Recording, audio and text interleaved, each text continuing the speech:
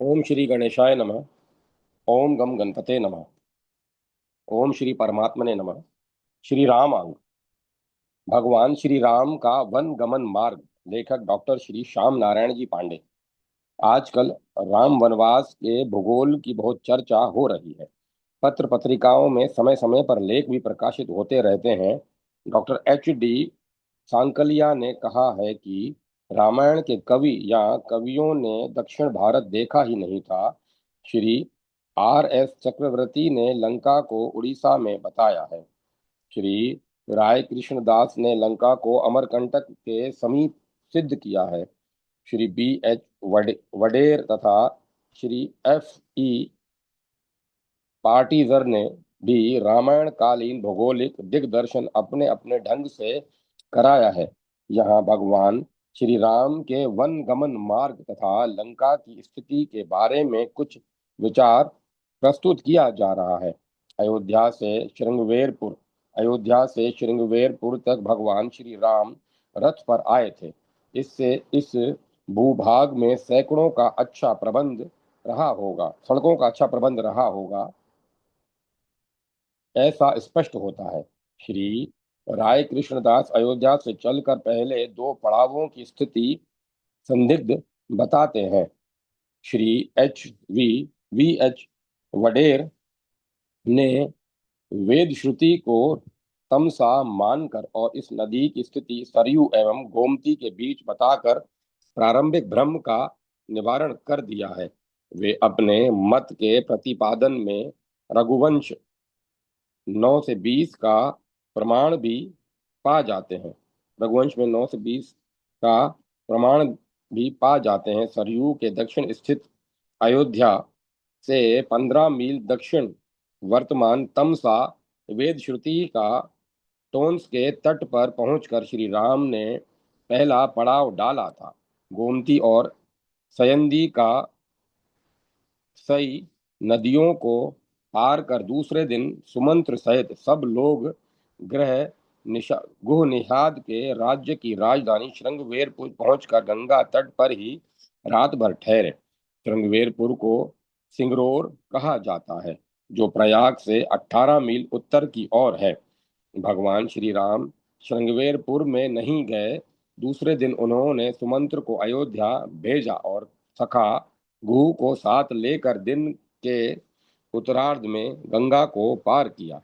भरद्वाज आश्रम गंगा के दक्षिण तट पर पहुंचने के बाद वाल्मीकि रामायण 2:54 के अनुसार पर्व की और मार्ग में एक बड़ा वन मिलने का संकेत है। इस वन में 6-7 मील चलने पर दिन बीतता देख देख वे एक वृक्ष के नीचे विश्राम करते हैं और प्रातःकाल भरद्वाज आश्रम के लिए चल पड़ते हैं। गंगा यमुना संगम पर भरद्वाज जी का आश्रम था। वही प्रयाग क्षेत्र था। भरद्वाज आश्रम आजकल आनंद भवन के सामने माना जाता है। श्री राय कृष्णदास ने लिखा है कि अकबर के समय तक गंगा उसके नीचे बहती थी, परंतु अकबर ने अपना किला बनाने के लिए बांध बांध कर गंगा की धार हटा दी थी। यह भारद्वाज आश्रम श्रृंगवेरपुर सिंगरौर से लगभग 22 मील पर है। पहले दिन 6-7 मील चलकर दूसरे दिन 16-17 मील तय करके राम का तीसरा प्रहर भारद्वाज आश्रम पहुंचना उक्त आश्रम की दूरी के साथ ठीक बैठने वाली बात है। चित्रकूट महर्षि भरद्वाज ने श्री राम को अपने आश्रम से 10 कोस पर स्थित चित्रकूट जाने के लिए कहा। श्री राम यमुना पार करते हैं। यमुना पार करने के बाद 1 कोस जाने पर उन्हें नील कानन मिला। श्री बेगलर ने सर ए कनिंघम द्वारा प्रकाशित आर्कियोलॉजिकल सर्वे रिपोर्ट भाग 13 के पुष्ट 42 से 54 तक अपने विचार प्रकट करते हुए चित्रकूट को छत्तीसगढ़ की रामगढ़ पहाड़ी बताने का आग्रह किया है। भगवान श्री राम के वन गमन मार्ग में चित्रकूट बहुत ही सूक्ष्म विचार की अपेक्षा रखता है। ध्यान देने की बात है कि कनिंघम द्वारा प्रकाशित रिपोर्ट में श्री बैगलर के विचार को स्वयं श्री कनिंघम ने उसी सर्वे रिपोर्ट के 21वें भाग में 10 से 12 पुष्टों पर काट दिया है और आधुनिक चित्रकूट को ही मान्य ठहरा दिया है। आर्बिटर महोदय तो साफ साफ कह रहे हैं कि रामगढ़ को चित्रकूट नहीं माना जा सकता, यह असंभव है। वाल्मीकि रामायण में चित्रकूट के में दो नदियां मंदाकिनी और मालिनी के होने का वर्णन आया है।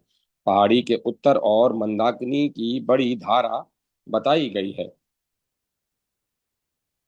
पहाड़ी के उत्तर और मंदाकिनी की बड़ी धारा बताई गई है। श्री कनिंघम ने मंदाकिनी को आज की मंदाकिनी के रूप में और मालिनी को पयस्विनी के रूप में पहचाना है, जो पश्चिम और बहती हुई आजकल परसोनी कही जाती है। चित्रकूट रेलवे स्टेशन से 3-4 मील दूर आज का कामतानाथ गिरी है। चित्रकूट के उत्तर की उपत्यका पर जो एक चौकोर शिला है, वही सीता सेज है, जिसका वर्णन वाल्मीकि रामायण 296 में हुआ है। यह बसोदा यह बसोदा स्टेशन के समीप ही दक्षिण में है। अत्रि और शरभंग मुनि का आश्रम चित्रकूट निवास के समय जब भरत श्री राम जी की आज्ञा से अयोध्या लौट गए, तब खर राक्षस द्वारा जनपद के सब तपस्वियों के भगाए और सताए जाने की शिकायत भगवान श्री राम के पास आई। अतएव उनका नाश करने के लिए श्री रामचंद्र जी अत्रि आश्रम की ओर चल पड़े। वन में प्रवेश करने पर पहले विराध नामक राक्षस मिला, उसे मारकर वे शरभंग मुनि के आश्रम में पहुंचे। चित्रकूट से दक्षिण 10 मील पर अत्रि या अनसुईया आश्रम है। उससे 3 मील दक्षिण विराध कुंड है। वहां से दक्षिण नरवर भोपाल की ओर शरभंग आश्रम है। रामायण के अनुसार दी हुई विराध कुंड से शरभंग आश्रम की 1.5 योजन की दूरी ठीक बैठती है। साथ ही एक नदी दक्षिण पूर्व से आकर मंदाकिनी में मिलती है, जिसे आज भी शरभंगा कहते हैं। इस तरह अपनी भौगोलिक सामग्री का साक्ष्य मिल जाता है। महा महोपाध्याय डॉक्टर वावी मिराशी ने अपने शोध कार्य से इस क्षेत्र का महत्व बहुत बढ़ा दिया है।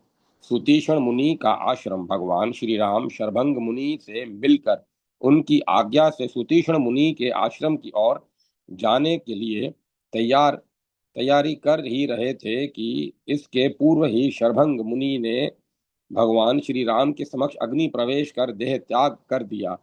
सुतीक्षण मुनि का आश्रम मंदाकिनी नदी के उद्गम की ओर था। वाल्मीकि रामायण में श्री राम के मंदाकिनी के प्रति स्तोत्र अर्थात उद्गम की ओर जाने और कई नदियों को पार करने की बात लिखी गई है। वहां एक ऊंचे शैल पर सुतीक्षण मुनि का निवास था। उक्त वेगवती नदी श्री राय कृष्णदास की दृष्टि में केन ठहरती है और श्री आर्जिटर नर्मदा की ऊपरी धारा को महाजव या वेगवती नदी मानते हैं, जो सुहागपुर और नरसिंहपुर के बीच पड़ती है।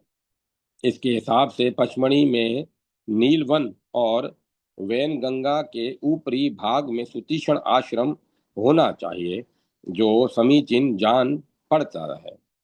दंडकारण्य पंचवटी और जन स्थान सुतीक्षण मुनि का आश्रम दंडकारण्य के उत्तरी भाग में विजावर राज्य में मान लेने में कोई आपत्ति नहीं है।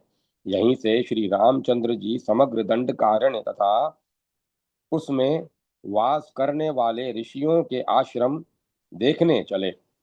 मार्ग में उन्होंने 8 वर्ग मील का एक महान सरोवर देखा। धर्मभृत नामक मुनि ने श्री राम से कहा कि यह सरोवर मांडक मांडकर्णी मांडकर्णी मुनि की घोर तपस्या के फल स्वरूप निर्मित हुआ है और इसका नाम पंचाप्सर सरोवर है एवं यह सार्वकालिक है। इस सरोवर के बारे में श्री नंदलाल जी दे का कहना है कि छोटा नागपुर के मांडलिक क्षेत्र के उदयपुर नामक स्थान में यह सरोवर था। इस सरोवर का अधिकांश भाग सूखा था और वहां कपू, बंधनपुर आदि गांव बस गए थे। पादीटर महोदय बुंदेलखंड से दक्षिण कृष्णा नदी तक के पूरे क्षेत्र को दंडकारण्य कहते हैं और वाल्मीकि रामायण के अनुसार इसे यमुना नदी तक विस्तृत कर देते हैं। सुतीक्ष्ण मुनि ने भगवान श्री राम को बताया कि 4 योजन दक्षिण पिपली के वन में अगस्त्य जी के भाई का आश्रम है। उससे 1 योजन दक्षिण अगस्त्य आश्रम है। 2 योजन पर पंचवटी है। पास ही गोदावरी है। महुआ और वट वृक्षों के निकट जा पहुंची भूमि है वही पंचवटी है। पद्मश्री राय कृष्ण दास के विवेचन के अनुसार पंचवटी केन नदी के उद्गम पर स्थित थी। केन के उद्गम के निकट पंचवटी मानने में बाधा यह है कि अगस्त्य ने उसे गोदावरी तीर पर बताया है। इस प्रदेश पर राक्षसों का बारंबार आक्रमण होता था। पंचवटी जाते हुए श्री राम ने एक महाकाय गिद्ध पक्षी जटायु से भेंट हुई। इस प्रदेश का वर्णन वाल्मीकि रामायण में है। पंचवटी में पर्णशाला बनाकर उन्होंने एक चतुर्मास व्यतीत किया।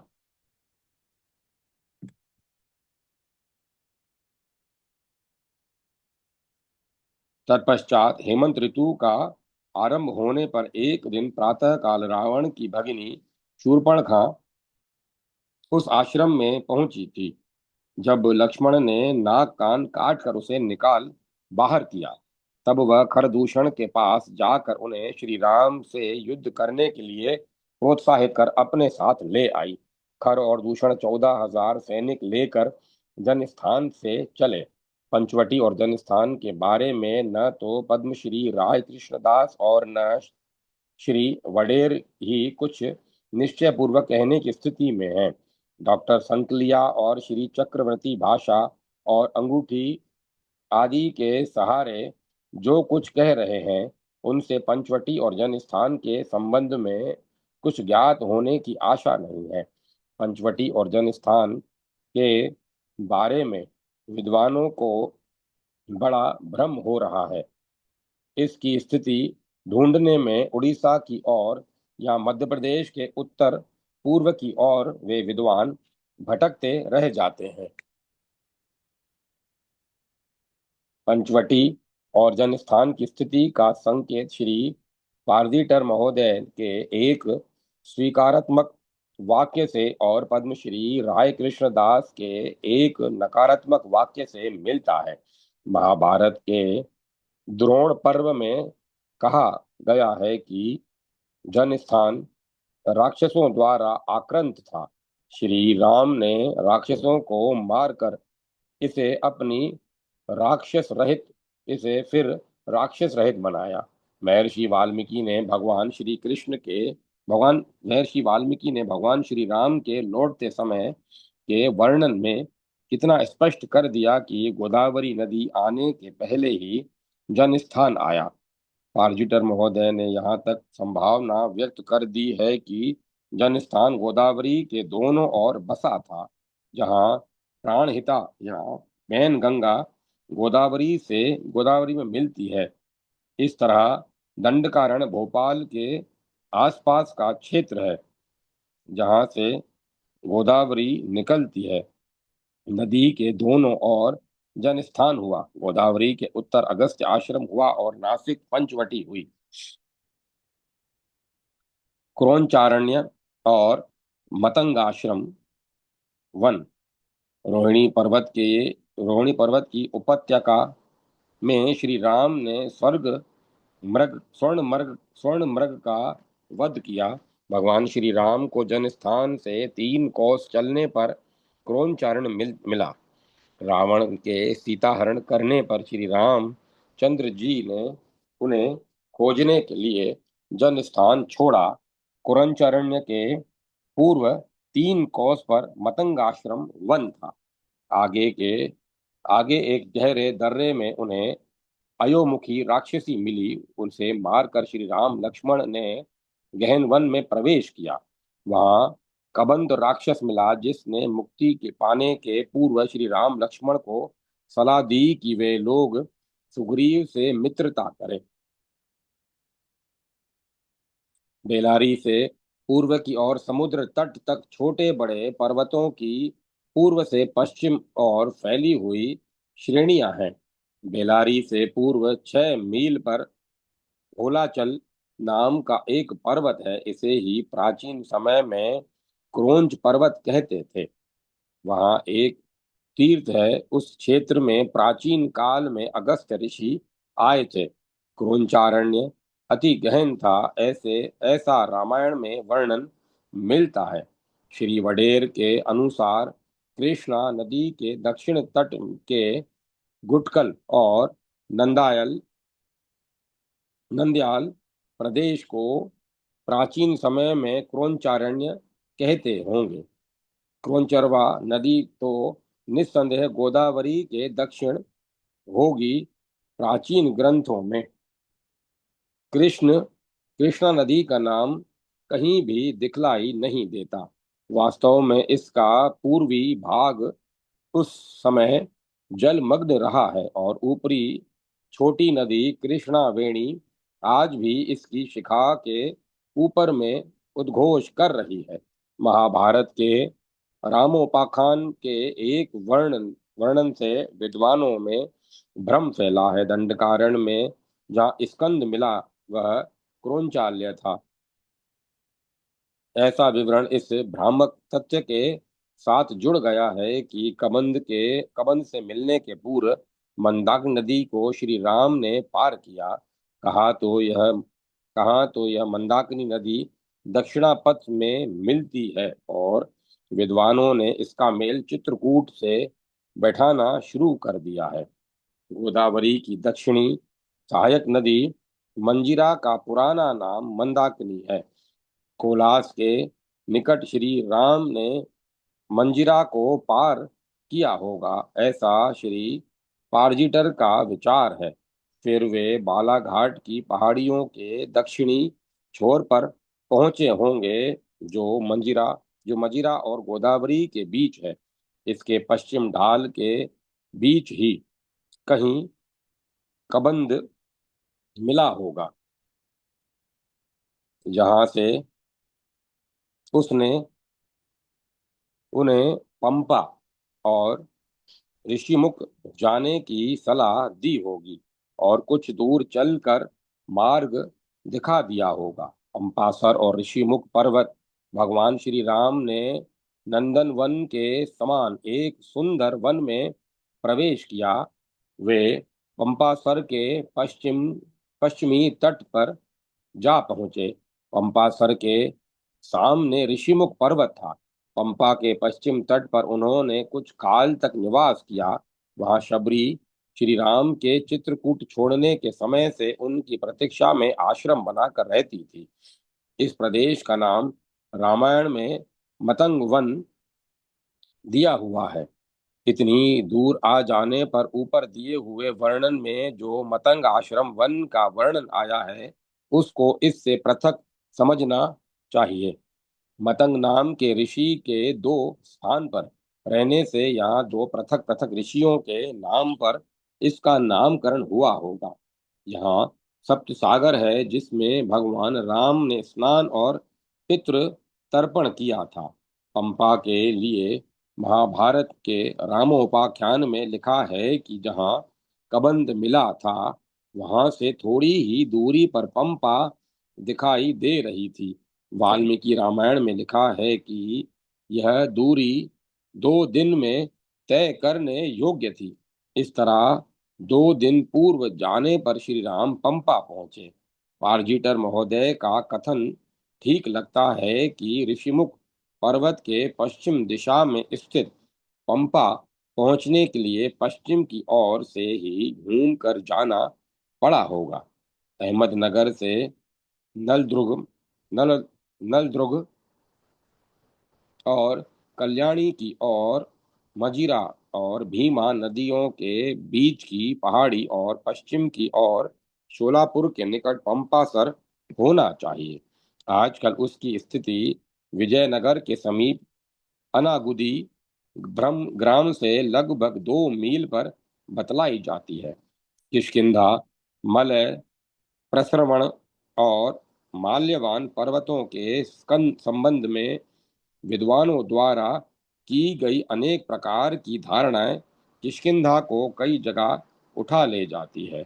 इस तरह किष्किंधा भगवान श्री राम के वन गमन मार्ग का बहुत ही विवेच्य स्थान बन जाता है। पहले अन्य छोटी छोटी समस्याओं को सुलझाकर फिर किष्किंधा पर एक साथ सब समस्याओं सहित विचार किया जाए तो अच्छा होगा। माल्यवान और प्रसवण एक ही पर्वत के नाम हैं। इस तरह चित्रकूट के पास वाले प्रसवणन का दक्षिण के इस पर्वत के साथ भ्रमवश जो एकीकरण किया गया है उसका निराकरण होगा।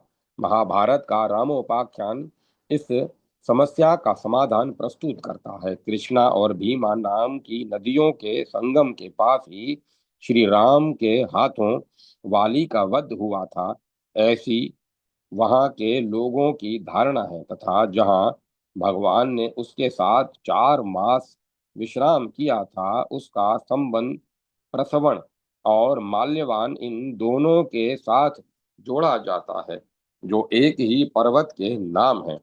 मलय पर्वत के उत्तरी शिखर पर वाली के कूद कर जाने का वर्णन मिलता है। ट्रवंकोर की पहाड़ियों का नाम भी मलय है। पश्चिमी घाट के सबसे दक्षिण में स्थित पहाड़ों का नाम भी मलय है। मलयावंत ही मलय पर्वत है और द्रविड़ भाषा में मलय का अर्थ पर्वत ही है। इस प्रकार मलयावंत, प्रश्नवण, प्रस्त्रवण और मलय जब एक ही पर्वत के पर्यायवाची शब्द हो जाते हैं तो लंका के विभिन्न क्षेत्रों में माने जाने का भेद को खुल जाता है। पार्जिटर महोदय ने इस गूढ़ विषय का विस्तार से प्रतिपादन किया है। वाल्मीकि रामायण के अनुसार किष्किंधा देश में ही मलयवंत पर्वत रहा है। यह ऋषिमुख के नजदीक ही रहा होगा, नहीं तो सुग्रीव की सुरक्षा कैसे होती। किष्किंधा देश की राजधानी का नाम भी किष्किंधा था। मलयावंत माल्यवंत पर्वत को किष्किंधा के फाटक के नाम से भी कहा गया है।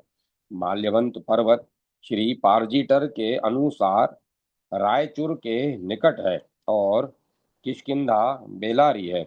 यहाँ तुंगभद्रा और वेदवती 2 मुख्य नदियां हैं। स्वेल किष्किंधा को विजयनगर के समीप बताते हैं। किष्किंधा के संबंध में श्री वडेर ने और भी तथ्य जुटाए हैं। अंजनी पर्वत और वाली की गुहा भी समीप है। भवभूति और बाल रामायणकार कवि राजशेखर भी किष्किंधा को तुंगभद्रा के समीप ही मानते हैं। महाभारत के दक्षिण के देशों की सूची में किष्किंधा का नाम आया है। लंका संपाति से श्री हनुमान जी को लंका का परिचय इस प्रकार मिलता है। इतो द्वीपे समुद्रस्य संपर्णे शत्य योजने इत्यादि। यहाँ से पूरे 400 कोस के अंतर पर एक द्वीप है समुद्र में एक द्वीप है जहाँ विश्वकर्मा ने अत्यंत रमणीय लंकापुरी का निर्माण किया है।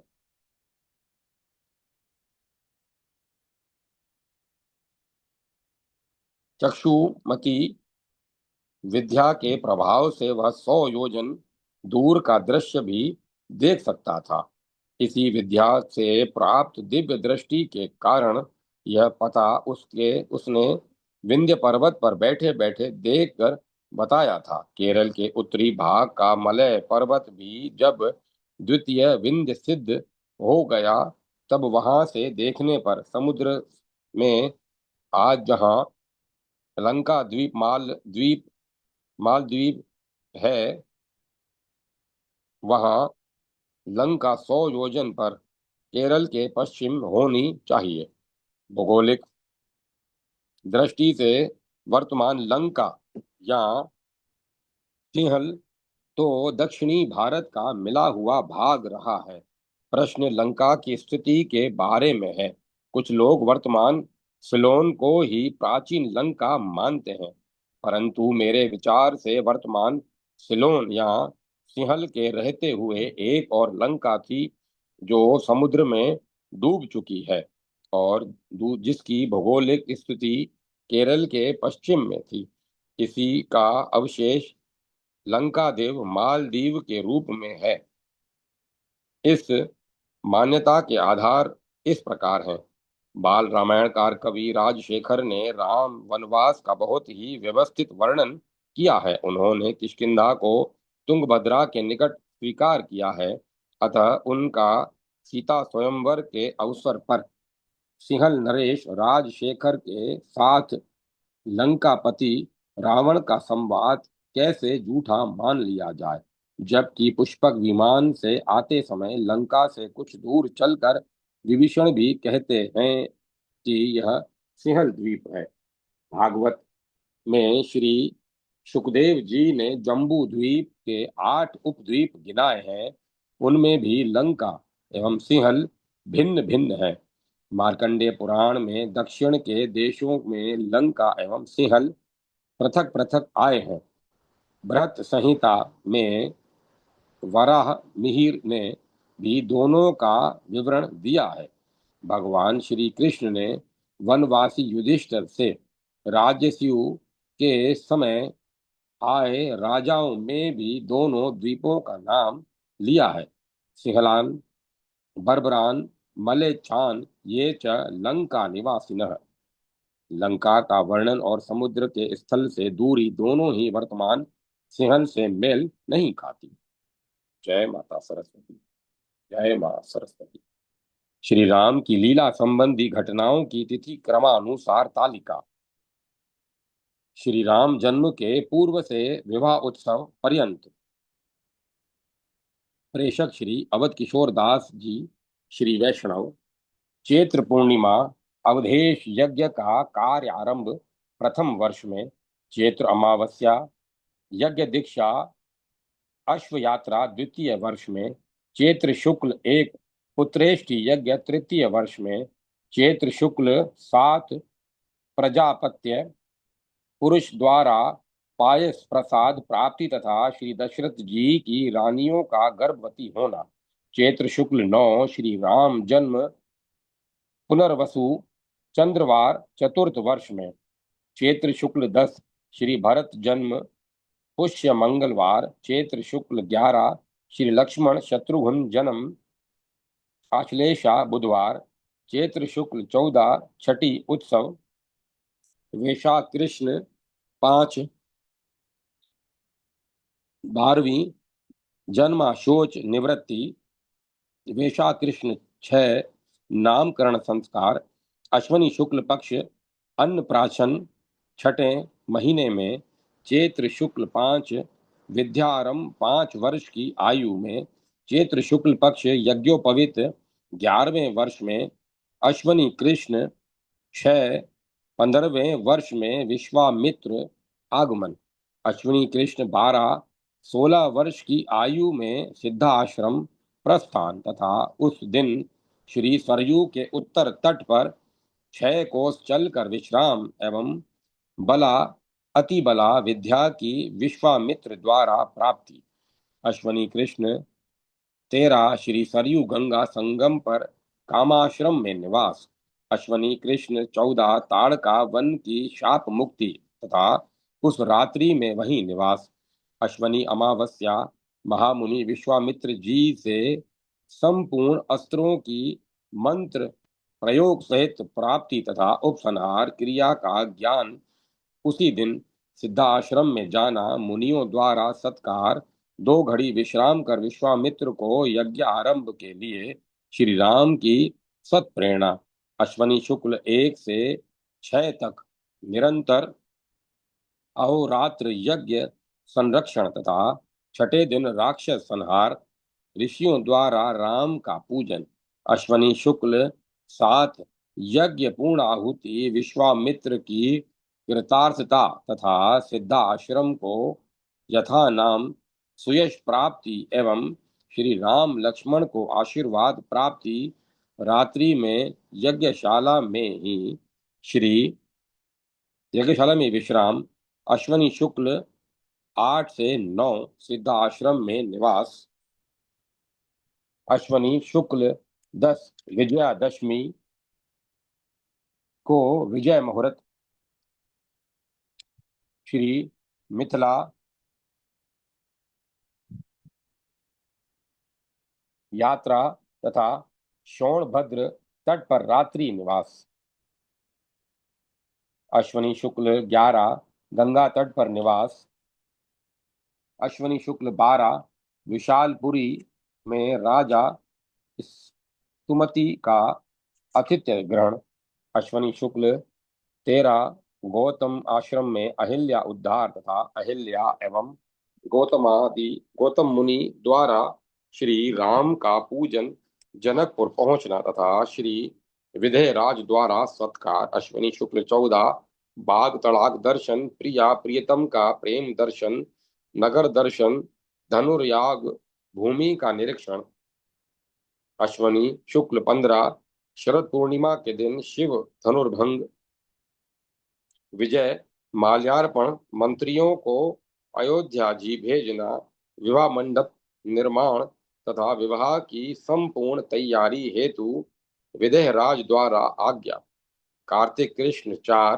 राजा दशरथ को विदेह राज के मंत्रियों द्वारा श्री राम लक्ष्मण के समाचार की प्राप्ति तथा श्री राम विवाहार्थ श्री चक्रवर्ती महाराज दशरथ जी को आमंत्रण, उस दिन विदेह मंत्रियों का सत्कार पूर्वक वहीं निवास तथा बारात की तैयारी की आज्ञा,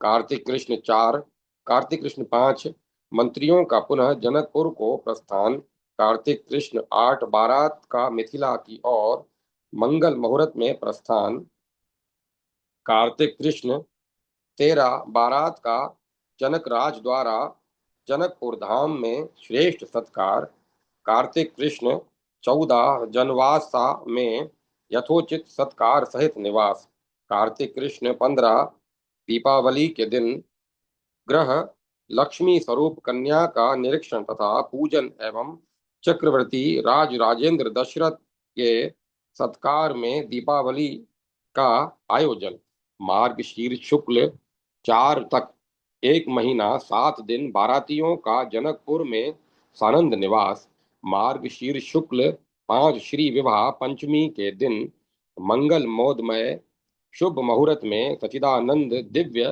दंपति श्री सीताराम जी का वेद विधान पूर्वक शुभ विवाह उत्सव, मार्गशीर्ष शुक्ल 7 श्री राम कलेवा जेवनार 2 श्री राम वनवास से राज्याभिषेक पर्यंत, लेखक स्वामी श्री परशोत्तमाश्रम जी, उपनाम शतपथ जी महाराज।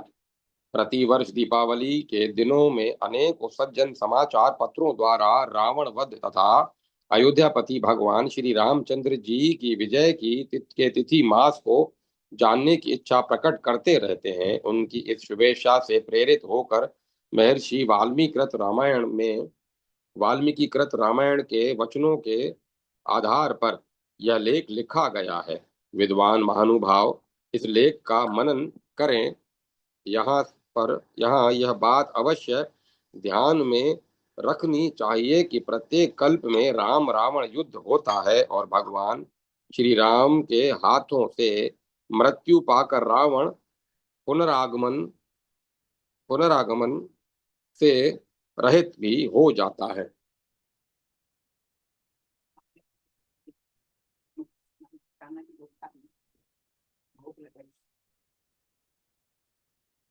इसीलिए किसी कल्प में जय विजय को अन्य कल्पों में जलंधर, प्रताप भानु तथा नारद के शाप से पतित दो शिवगण आदि रावण कुंभकर्ण बने थे। देखिए तुलसी कृत रामचरित्र मानस।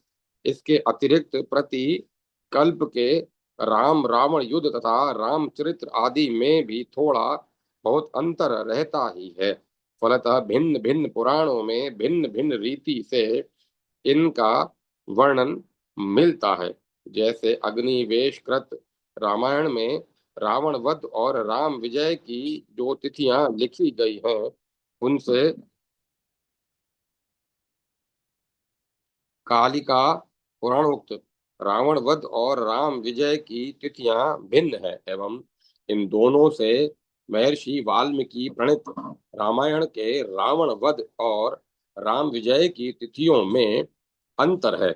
मैंने केवल महर्षि वाल्मीकि के मूल श्लोकों के आधार पर ही राम रावण युद्ध और श्री रामचंद्र जी की विजय के तिथि मास का निर्णय करने की चेष्टा की है। पाठक महोदयों को इसे ध्यान पूर्वक पढ़ना चाहिए। जिस दिन रावण ने श्री सीता जी का पंचवटी से अपहरण कर विमान द्वारा उन्हें लंका की अशोक वाटिका में पहुंचाया था, उसी दिन उसने उनको धमकी दी थी कि यदि तुम 12 महीनों के भीतर मुझे अंगीकार नहीं कर लोगी तो तुम्हारा सिर काट कर उसका भोजन बनवाया जाएगा। इसके बाद जब श्री हनुमान जी श्री सीता जी की खोज करते हुए लंका की इस अशोक वाटिका में पहुंचे, तब श्री सीता जी ने भी उनसे रावण की वह धमकी सुनाई और कहा कि रावण ने 12 मास तक मेरे जीवन की अवधि बतलाई थी, इसमें केवल 2 मास बाकी रह गए हैं। आज 10वां महीना समाप्त हो रहा है। इन 2 महीनों के भीतर यदि रावण का वध और भगवान श्री राम की प्राप्ति मुझे नहीं हो जाएगी तो अवश्य ही मेरी मृत्यु होगी। श्री सीता और भी श्री सीता जी और भी शपथ पूर्वक कहने लगी, मेरे स्वामी भगवान श्री रामचंद्र से कहना कि मैं केवल 2 महीने तक और जीवित रहूंगी। भगवान श्री राम जी लंका में स्वयं पधार कर रावण का वध करें और मुझे प्राण दान दें। अस्तु। श्री सीता जी की इस सत्य प्रतिज्ञा से यह बात निश्चित रूप से प्रतीत होती है कि श्री सीता हनुमान संभाषण के 2 महीने अर्थात 60 दिन के भीतर ही रावण का वध हुआ और भगवान श्री राम को श्री सीता जी प्राप्त हो गई। इन चैत्र वैशाख है वसंत ऋतु इत्यादि इन ऋतु परिभाषाओं को पाठक याद रखें और यह भी याद रखें कि अश्वनी पूर्णमासी के दिन अश्वनी, कार्तिक पूर्णमासी के दिन कृतिका, मार्गशीर्ष पूर्णमासी के दिन मृगशिरा नक्षत्र प्राय होता है।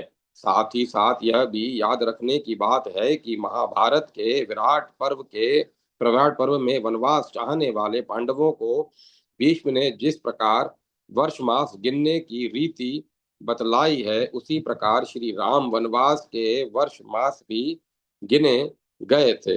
यह वह रीति इस प्रकार है, जिस वर्ष अधिक मास आता है उस वर्ष 13 महीने और जिस वर्ष श्रय क्षय मास आता है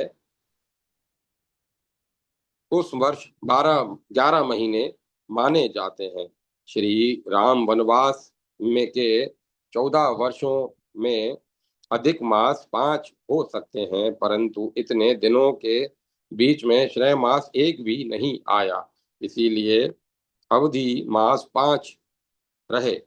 इन 5 महीना अधिक मासों को 14 वर्ष में से घटाने से 13 वर्ष 7 महीने हुए, जिनको भगवान श्री राम की 25वीं वर्षगांठ के तिथि मास चैत्र शुक्ला नवमी पुष्य नक्षत्र से में मिलाने से यह सिद्ध होता है कि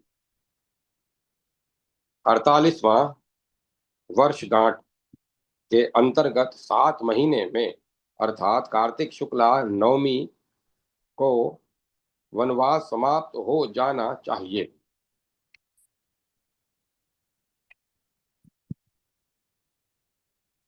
परंतु 25वीं वर्षगांठ के दिन जब भगवान श्री राम वनवास के लिए विदा हुए थे, पुष्य नक्षत्र पड़ा था। इसीलिए पुष्य नक्षत्र आने पर ही वनवास की समाप्ति मानी जाएगी। यह पुष्य नक्षत्र बाद में मार्गशीर्ष कृष्ण 6 को, आजकल भी प्राय मार्गशीर्ष कृष्ण 5 या 6 को ही पुष्य नक्षत्र आया करता है। आया, इसीलिए श्री रामचंद्र जी मार्गशीर्ष कृष्ण 6 को ही अयोध्या में पधार कर श्री भरत जी से तथा माताओं से मिले।